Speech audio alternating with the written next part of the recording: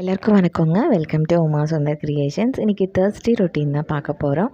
ரொம்ப சிம்பிளான routine vlog தான். இது ஃபுல் டே ரொட்டீன் vlogகான்னு கேட்டால் இல்லைங்க. பட் மார்னிங்லேருந்து ஈவினிங் வரலும் எனக்கு எப்போல்லாம் டைம் கிடச்சதோ அப்போல்லாம் வீடியோ ஷூட் பண்ணியிருக்கேன். இது தேர்ஸ்டே மார்னிங் பார்த்திங்கன்னா என்னோடய ரொட்டீன் எப்போதுமே ஒரு பக்கம் ஆப்பிள் ஒரு பக்கம் பால் வச்சிடுறது தான். அதுக்கப்புறம் தான் அடுத்தடுத்த வேலையே. இன்றைக்கி மார்னிங் பிரேக்ஃபாஸ்ட்டுக்கு இட்லியும் தேங்காய் சட்னின்னு தான் ரெடி பண்ணியிருந்தேன். சரி இன்றைக்கி கொஞ்சம் இதாக டிஃப்ரெண்ட்டாக பண்ணணும்னு தோணுச்சு.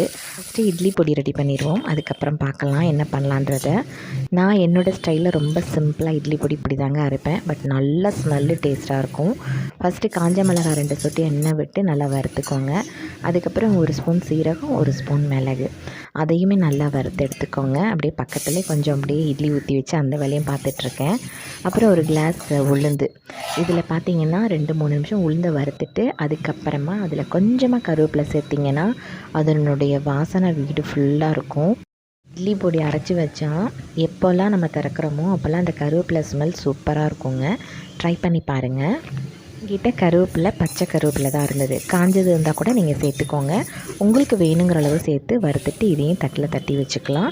இப்போ இதனோட தேவையான அளவு உப்பு, பெருங்காய கட்டியை நான் தூள் பண்ணி போட்டிருக்கேன், மஞ்சத்தூள்.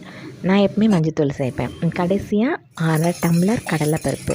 எந்த டம்ளரில் நம்ம உளுந்து எடுத்தோமோ அதே டம்ளரில் 1/2 கிளாஸ் எடுத்துக்கோங்க. வேண்டாம் அப்படின்னா ஸ்கிப் பண்ணிவிடுங்க. இல்லைன்னா 1/4 டம்ளர் சேர்த்துக்கோங்க. ஏன்னா அப்போ தான் அந்த இட்லி பொடிக்கு ஒரு டேஸ்ட்டே வரும். இதை நல்லா இப்போ ஆற வச்சுக்கலாம். ஆற வச்சு மிக்சர் ஜாரில் சேர்த்து அரைச்சிக்கோங்க. எனக்கு இட்லி பொடியை பார்த்தோன்னே பொடி இட்லி செய்யணுன்னு ஆசை வந்துருச்சு. அதனால் கொஞ்சம் ஒரு கிண்ணத்தில் எனக்கு தேவையான அளவுக்கு நான் இட்லி பொடி எடுத்துக்கிட்டேன். நான் இட்லி பொடியோட நல்லெண்ணெய் தான் எடுத்திருக்கேன். ஏன்னா எனக்கு இந்த டேஸ்ட் ரொம்ப பிடிக்கும் இட்லியோட சாப்பிட்றதுக்கு. குட்டி இட்லியாக இருந்ததுன்னா நெய் ஊற்றி பண்ணோன்னா சூப்பராக இருக்கும். சப்போஸ் வீட்டில் குழந்தைங்க இருக்காங்கன்னா நீங்கள் நெய் கூட எடுத்துக்கோங்க. இல்லை உங்களுக்கு அதான் பிடிக்கும்னா அதே மாதிரி எடுத்துக்கோங்க. இப்போ இதை நல்லா மிக்ஸ் பண்ணி விட்டுட்டு இதில் சுட சுட இருக்கணும் இட்லி. இப்போ தான் நான் எடுத்தேன், பார்த்திங்களா ஆவி பறக்குது. நம்ம கையிட்டே பண்ண முடியல, ஸ்பூன் வச்சு தான் பண்ணேன். பட் அந்தளவுக்கு ஸ்ப்ரெட் பண்ண முடியல. பட் எண்ணெயில் அந்த பொடியில் வச்சோடனே கொஞ்சம் சூடு ஆறுச்சு. அதுக்கப்புறமா கையில் தான் வச்சு பண்ணேன். செம சூப்பராக இருந்தது. அந்த இதை மிக்ஸ் பண்ணும்போதே சாப்பிட்ணுன்னு அவ்வளோ ஆசையாக இருந்தது. நான் இன்றைக்கி ஒரு 5 இட்லி மட்டும் அந்த மாதிரி மிக்ஸ் பண்ணி எடுத்துக்கிட்டேன். உங்களுக்கு எத்தனை இட்லி வேணுமோ அதே மாதிரி ரெடி பண்ணிவிட்டு கடைசியாக கொஞ்சம் இட்லி பொடி எடுத்து அப்படியே மேலே தூவணுங்க. மலைச்சாரல் மாதிரி தூவி விடணும். அப்போ தான் பார்த்திங்கன்னா அந்த எண்ணெய் ரொம்ப அதிகமாக இருக்கிற மாதிரி தெரியாது. இது ஒரு 2 நிமிஷம் விட்டுட்டு அப்படியே சாப்பிட்டோம்னா செம்ம டேஸ்ட்டாக இருக்குங்க. இட்லி பொடி வேறு இப்போ தான் அரைச்சாங்களா, வீடெல்லாம் பயங்கர மணமாக இருந்தது. அதோட இட்லியை வச்சு இதில் மிக்ஸ் பண்ணி வச்சோடனே அப்படி ஒரு ஸ்மெல்லுங்க. என்னால் வெயிட் பண்ண கூட முடியல. ஒரு 2 நிமிஷம் டக்குன்னு உட்காந்து சாப்பிட ஆரம்பிச்சிட்டேன். இது லஞ்ச் பாக்ஸ் ரெசிபியாகவும் கொடுக்கலாம், ட்ரை பண்ணி பாருங்கள்.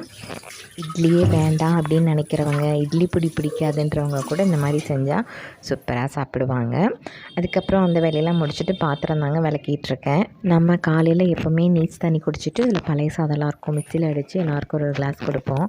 ஸோ அது குடிச்சு முடிச்சிட்டோம். அதுக்கப்புறம் அது ஊறவே இல்லை, அதை மட்டும் ஊற வச்சுட்டு காலையில் கழுவின பாத்திரத்தெல்லாம் வெளியில் வச்சேன் வெயிலில்.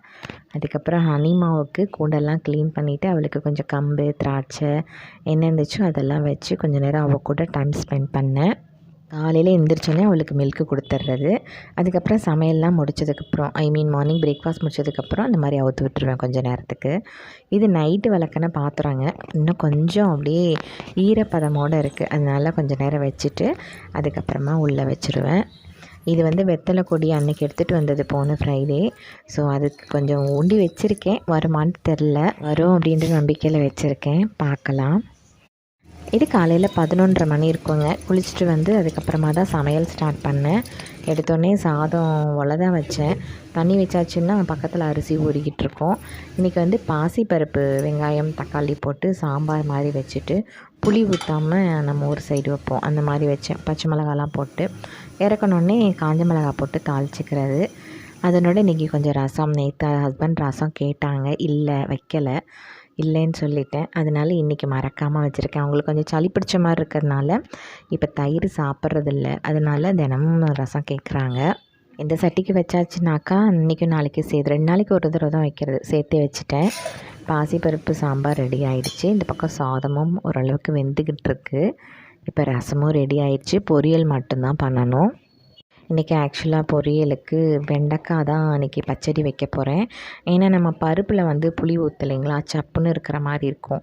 அதனால் இதில் கொஞ்சம் புளிக்கரைசல் ஊற்றி பண்ணுறதுனால நல்லா புளிப்பாக டேஸ்ட்டாக இருக்கும். அதனால் வெண்டைக்காய் பச்சடி இன்றைக்கி. வெண்டைக்காய் பச்சடி ரொம்ப ஈஸிங்க. கொஞ்சம் கடுகு, சீரகம், காஞ்ச மிளகாய் கிள்ளி போட்டுட்டு, சின்ன வெங்காயம், தக்காளி நல்லா வதக்கிட்டு, அதனோட வெண்டைக்காவை போட்டு ஒரு 5 நிமிஷம் வதக்கிட்டு, புளி கரைசல் ஊற்றி, கொஞ்சம் தனி மிளகாத்தூள், குழம்புத்தூள், உப்பு, மஞ்சத்தூள் நல்லா கொதிக்கி நல்லா வத்திரும் பாருங்கள். வத்துற நேரத்தில் தேங்காய் சீரகம் அரைச்சி ஊற்றி இறக்கிட்டோம்னா சூப்பராக இருக்கும். அந்த பக்கம் 2 முட்டை வந்து அத்தைக்கும் மாமாவுக்கும் தினமும் அவங்களுக்கு அவிச்சு வச்சுருவேன். அப்புறம் இப்போல்லாம் அடிக்கிற வெயிலுக்கு துணி காலையில் போட்டால் மத்தியானமே காஞ்சிடுதுங்க. அடுப்பை சிம்மில் வச்சுட்டு போய் துணி தான் முதல்ல எடுத்துகிட்டு வந்தேன். ஈவினிங் வரலும் கடந்தால் அப்படியே காஞ்சி மொறுன்னு இருக்கிற மாதிரி இருக்கும். அதனால் இப்போக்குள்ளே சீக்கிரமாக எடுத்துடுறேன். 2 மணி 1:30 மணிக்கு இல்லைன்னா 12:30 மணிக்கெலாம் எடுத்துடுறது. இன்றைக்கி சமையல்லாம் முடிச்சுட்டு ஹஸ்பண்ட் வந்தோடனே நான், அத்தை, மாமா அவங்க 4 பேர் உட்காந்து ஒன்றா சாப்பிட்டோம். எப்போவுமே இந்த மத்தியானம் ஒரு நேரம் உட்காந்து ஒன்றா சாப்பிட்றது. எங்கள் வீட்டுக்காரருக்கு மத்தியானம் சாப்பாடோட பொரியல் இருந்தாலும் மிக்சர் இருக்கணும். மார்னிங் என்ன தான் நம்ம எத்தனை சட்னி அரைச்சாலும் தொட்டுக்க பொடி இருக்கணும். அவர் அந்த மாதிரி. இது சாயங்காலம் 6 மணி போல் எடுத்தேங்க விளக்கேற்றிட்டு. இந்த ஸ்டாண்டு பார்த்திங்கன்னா புதுசாக ஆர்டர் பண்ணியிருந்தேன். இன்றைக்கி தான் வந்தது மத்தியானம். கரெக்டாக நாங்கள் சாப்பிட்டு முடிக்கிறோம் அப்போ தான் வந்துச்சு. சரி சாயங்காலம் நம்ம வந்து ஊதுபத்தி சாம்பிராணி ஏற்றி வச்சு பார்ப்போம் அப்படின்ட்டு சாயங்காலம் போல் தான் எடுத்தேன். என்னுடைய ஊதுபத்தி ஸ்டாண்டு பார்த்திங்கன்னா உடஞ்சிருக்கு லைட்டாக. சரி முழுசாக உடையிறதுக்குள்ளே நம்ம ஒன்று வாங்கிடலாமேன்ட்டு இதை ஆர்டர் பண்ணியிருந்தேன். 154 ரூபா இதனுடைய விலை. செம்ம சூப்பராக இருந்ததுங்க. ஆக்சுவலாக பார்த்திங்கன்னா நம்ம சாம்பிராணி கடையில் வாங்குறது வச்சா இந்த மாதிரி புகை கீழே இறங்காது. இவங்க கொடுத்துருக்கிற சாம்பிராணி கட்டியில் நடுவில் ஓட்டை இருக்குது. வச்சுருக்கோம் இல்லைங்களா சாம்பிராணி, அதுக்கு கீழேயும் ஓட்டை இருக்குது. அது வழியாக தான் வருது. இது நம்ம வீட்டில் இருக்கிற சாம்பிராணியில் அடியில் ஹோல் கிடையாதுங்களா, வச்சா புகையெல்லாம் வராதுன்னு நினைக்கிறேன். இன்னும் நான் ட்ரை பண்ணலை. ட்ரை பண்ணால் கண்டிப்பாக அந்த வீடியோ உங்களுக்கு போஸ்ட் பண்ணுறேன் பாருங்கள். நம்ம பார்த்த இமேஜில் பார்த்திங்கன்னா கீழேலாம் புகை வந்து தண்ணி கணக்காக அப்படியே வந்து நிற்கிற மாதிரி இருக்கும். கீழே வந்து அப்படி வரவே இல்லை. ரொம்ப நேரமாக நின்று பார்த்தேன். அதுக்கப்புறம் சாமி கும்பிட்டுட்டு பப்பிக்கு சாப்பாடு ரெடி பண்ணிவிட்டு பப்பிக்கு சாப்பாடு போடுறதுக்கு போயிட்டேன். பப்பிக்கு சாப்பாடு போட்டு கை கழுவிட்டு இருக்கும்போது அத்தை கூப்பிட்டாங்க. இங்கே வா, எதுக்கு இதில் பால் ஊற்றி வச்சுருக்கேன்னு கேட்டாங்க. இதில் பால் ஊற்றலைங்கத்த, சாம்பிராணி கட்டியில் உள்ள புகை கீழே வழியாக இறங்குது இந்த ஸ்டாண்டில் அப்படின்னு. இந்த ஸ்டாண்டு ஏதுன்னாங்க. நான் ஆர்டர் பண்ணி வாங்கியிருந்தேன் ஊதுவத்தி சொறி வைக்கிறதுக்காக அப்படின்னு. மேலே இருக்கிற இது வந்து கங்கு மேலே தானே புகை போகும், எப்படி உள்ளே வருதுன்னு கேட்டாங்க. அப்புறம் எக்ஸ்பிளைன் பண்ணேன். என்னையை விட எங்கள் அத்தைக்கு தான் இந்த ஸ்டாண்ட் ரொம்ப பிடிச்சிருந்தது, சூப்பராக இருக்குது அப்படின்னாங்க. ஆக்சுவலாக வந்து பார்த்ததுக்கப்புறம் தான் அந்த நம்ம இமேஜில் பார்த்த மாதிரியே அந்த புகையெல்லாம் கீழே இறங்கி வந்து தண்ணி கணக்காக நிற்கிது. சூப்பராக இருந்ததுங்க. இதோட இந்த விலாக் முடியுதுங்க. உங்களுக்கு இந்த வீடியோஸ் பிடிச்சிருந்ததுன்னா லைக் பண்ணி சப்ஸ்கிரைப் பண்ணுங்கள். அப்படி உங்கள் ஃப்ரெண்ட்ஸ் அண்ட் ஃபேமிலிக்கு ஷேர் பண்ணுங்கள். இதுவரையிலும் எனக்கு தொடர்ந்து சப்போர்ட் பண்ண அத்தனை பேருக்குமே ரொம்ப நன்றி.